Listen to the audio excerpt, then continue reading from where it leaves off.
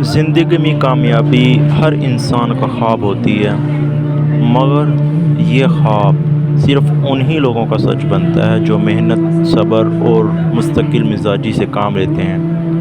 کامیابی کا مطلب صرف دولت یا شہرت حاصل کرنا نہیں، بلکہ اپنی زندگی کے مقصد کو پہچاننا، دوسروں کے لیے فائدہ مند بننا اور اپنے اندر سکون و اطمینان محسوس کرنا بھی ایک بڑی کامیابی ہے۔